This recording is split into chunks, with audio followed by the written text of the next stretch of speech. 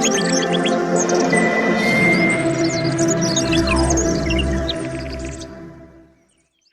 लोगोफोर, आंनि बे बड स्मार्ट टेक्नोलॉजी चेनेलाव नोंथांमोनखौ बयखौबो बरायबाय। लोगोफोर, दिनैनि दिनाव आं खिन्थागोन जे काइनमास्टारनि गेजेरजों नोंथाङा HD thumbnail, high attractive thumbnail नोंथाङा बोरैहाय बानायगोन। काइनमास्टारनि गेजेरजोंनो गोबाङानो गुबुन गुबुन एप्लिकेशन दङ, थाम्बनेल बानायनाय, लोगो बानायनाय बायदि बायदि रोखोमनि। बाट आं दिनै गुबुन एप्लिकेशननि सोमोन्दै आं सिगाङावनो आं भिडिअ बानायखाबाय। थाम्बनेल बानायनो थाखाय जों माबायदि एप्लिकेशनखौ इउज खालामनांगौ, आरो नोंथाङा जुदि काइनमास्टारनि गेजेरजोंबो बै एप्लिकेशनखौ इउज खालामालासिनो काइनमास्टारनि गेजेरजोंबो नोंथाङा गोरलैयैनो जोबोद इजिलि जोबोद खम समावनो नोंथाङा थाम्बनेलखौ जोबोद मोजां थाम्बनेल नोंथाङा गोसोबायदि बानायनानै लानो हायो। दिनै आं खिन्थागोन जे काइनमास्टारनि गेजेरजों माबोरैहाय HD थाम्बनेल बानायनानै लानो हायो बेफोरबायदि, आरो नोंथांनि गोसोबायदि बानायनानै लानो हागोन। स्टार्ट खालामनायनि सिगां आं मोनसे रिक्वेस्ट, आंनि चेनेलखौ जुदि साबस्क्राइब खालामोबा साबस्क्राइब खालामनानै बेलनि अल नटिफिकेसनखौ अन खालामना ला, जाहाथे बेफोरबायदि इनफरमेटिभ नोंथाङा नुबाय थानो मोनो। आरो नोंथांमोना जोबोद मोजां मोजां कमेन्ट हरो, आं जोबोद मटिभेट जायो। बेफोरबायदि मटिभेट होबाय थायोबा आङो इयुनाव आरो बिनिफ्राय साबसिन हामसिन आं भिडिअ बानायलांबाय थानो खाबु मोनगोन, आरो नोंथांमोननोबो आं फोरोंलांबाय थानो हागोन। अब्ला भिडिअखौ नायलांदो जोबजासिम। फार्स्टआवनो आं बेहाय काइनमास्टारखौ अपेन खालामबाय। अपेन खालामनानै आं जेनेबा बेयाव निउ प्रजेक्टआव आं क्लिक खालामनानै जेनेबा आं बे काइनमास्टारखौ अपेन खालामनानै प्लासनि आइकनाव आं क्लिक खालामबाय। ओमफ्राय 16:9 आं फार्स्टआवनो आं क्लिक खालामगोन, बेहाय बेखौ सेलेक्ट खालामबाय। बेखौ सेलेक्ट खालामखांनायनि उनाव नोंथाङा फार्स्टआवनो मिडियायाव क्लिक खालामग्रोनांगोन। मिडियायाव क्लिक खालामनायनि उनाव नैबे बेकग्राउन्डआव क्लिक खालामदो। बेकग्राउन्डआव क्लिक खालामनानै बेयाव नोंथाङा जिखुनु बेकग्राउन्ड सेलेक्ट खालामदो। आं बेयाव ब्लेक कालारखौ सेलेक्ट खालामबाय। सेलेक्ट खालामनानै आं बेयाव अके खालामबाय।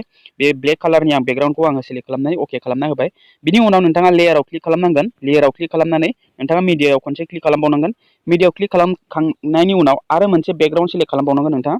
जेरै हमनानै ला आं बेयाव रेड कालारनि बेकग्राउन्डखौ आं बेयाव क्लिक खालामबाय। क्लिक खालामनानै आं बेखौ रटेट खालामगोन। गोसोबायदि आं बेफोरबायदि रटेट खालामनानै लानो हायो।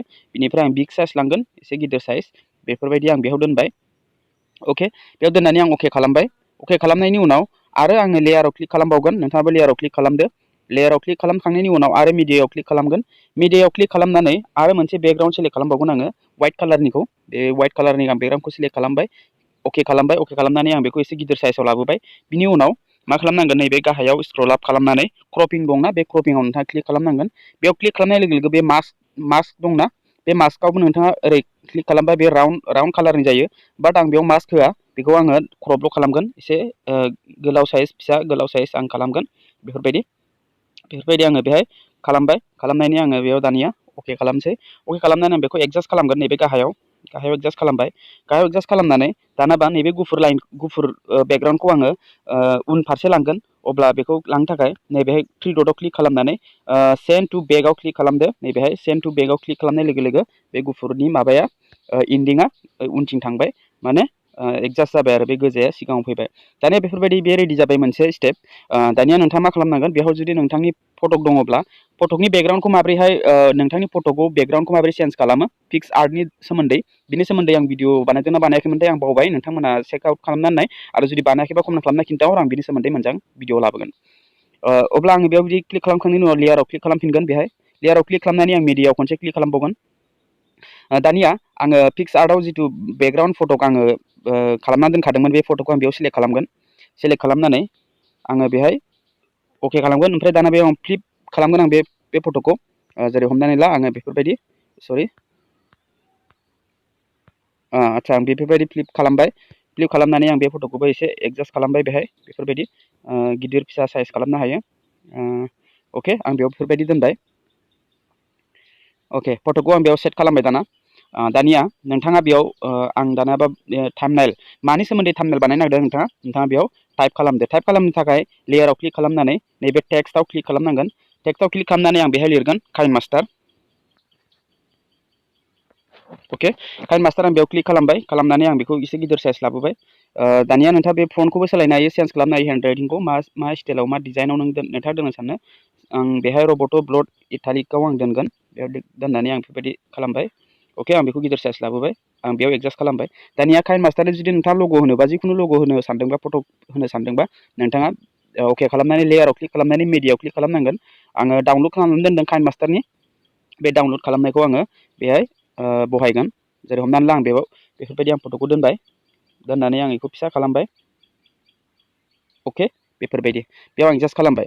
दानिया आं आरो लिरबावगोन। बेयाव लेयाराव क्लिक खालामदो। लेयाराव क्लिक खालामनानै आङो मोनसे इउटुबनि लग' आङो डाउनलड खालामना दोनखादों सिगाङावनो बेखौबो आङो खनसे इउटुबनि लग'खौबो आङो डाउनलडआव क्लिक खालामनानै इउटुबनि लग'खौ आं बेयाव लाबोनोसै अके आं बेयाव सेलेक्ट खालामबाय ओमफ्राय दानिया क्रपआव आं क्लिक खालामबावगोन क्रपआव क्लिक खालामनानै नोंथाङा बेखौ क्रप खालामनो हायो अके आरो राउन्ड साइजबो दोननो हायो मास्क लागायनानै नोंथाङा बेफोरबायदि दोननो हायो आं बेखौ एसे गिदिर साइज खालामबावनि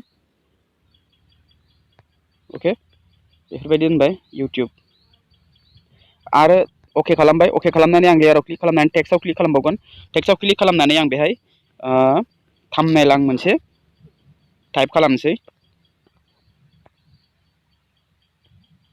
अके थाम्बनेल आं क्लिक खालामबाय आं फन्टखौबो सोलायनोसै बेयाव एडजास्ट खालामनानै अके आं फन्टखौ बेखौ होबाय ओमफ्राय दानिया आं बेखौ गिदिर खालामनोसै आरो बिनि कालारखौ आं चेन्ज खालामनोसै मानो होनबा नोंथाङा नुनाय कालारखौ जि कालारखौ माने गोजाननिफ्रायनो सिनायहरनाय बे कालारखौ थाम्बनेलाव दोननांगोन अब्लासो रोखा रोखा माने नायनानै बुजिनो हागोन दा आं बेयाव व्हाइट कालार बेकग्राउन्डआव व्हाइट कालार जानानै दङ आरो आंनि हेन्डराइटिंआ थाम्बनेलाव सिनायाखै अके होमब्ला आं कालारखौ चेन्ज खालामनो थाखाय नैबे केमसिनि आगदाथिं गुल आइकन दङ बेहाय व्हाइट जानानै दङ बेखौ आङो रेड खालामसै अके आं बेयाव रेड कालार खालामबाय रेड कालार खालामनानै आं बेखौ बिदि एडजास्ट खालामनानै दोनबाय नोंथाङा बेयाव शेड'बो होनो हायो ग्ल'बो खालामनो हायो बेफोरबायदि ओमफ्राय नोंथाङा आउटलाइनबो होनो हायो अके बेफोरबायदि ओमफ्राय दाना आं बेयाव थाम्बनेल माने गुफुरजों गोजाजों नायनो मोजां जादों मिलायदों अके ओमफ्राय दानिया आं आरो अके खालामनानै लेयाराव क्लिक खालामनानै आं टेक्स्टआव क्लिक खालामबावगोन टेक्स्टआव क्लिक खालामनानै आङो इउटुब आं टाइप खालामगोन अके इउटुबखौ टाइप खालामनानै आङो बेयाव बेफोरबायदि दोनबाय दानिया आं बिनि कालारखौबो आङो चेन्ज खालामगोन येल्ल'खौ दोनगोन आङो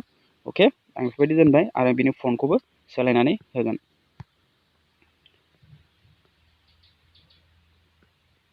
अके बेफोरबायदि ओमफ्राय दानिया आङो लेयाराव क्लिक खालामनानै आं टेक्स्टआव क्लिक खालामबावगोन टेक्स्टआव क्लिक खालामनानै आं दानिया बर'नि लिरबावगोन बर'नि लिरनो थाखाय आङो लं प्रेस खालामनानै बेयाव हिन्दी सेलेक्ट खालामगोन हिन्दी सेलेक्ट खालामबाय बेफोरबायदि फैबाय दानिया आं बेयाव लिरबावगोन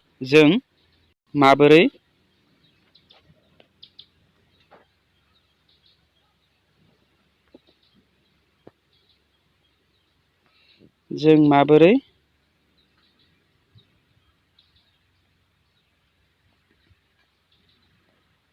बानायो अके बेखौबो आं गिदिर खालामगोन गिदिर खालामनानै आं बिनि कालारखौबो आं चेन्ज खालामगोन आं बेखौ रेडखौनो होनोसै बा नोंथाङा मा होनो हायो नैबे कालारखौनो होनोसै आं ग्रिनखौनो अके दानिया गिदिर गिदिर नुबाय जोबोद मोजां नुदों बे फुरा HD जाखायो लोगोफोर दानिया अके खालामदो नोंथाङा नायदो बेफोरबायदि काइनमास्टारजों माबोरै इउटुब माबोरै बानायो अके बानायया थालांदों बेखौ आङो टेक्स्टआव आं क्लिक खालामफिननानै आं लिरफिनसै माबोरै बानायो अके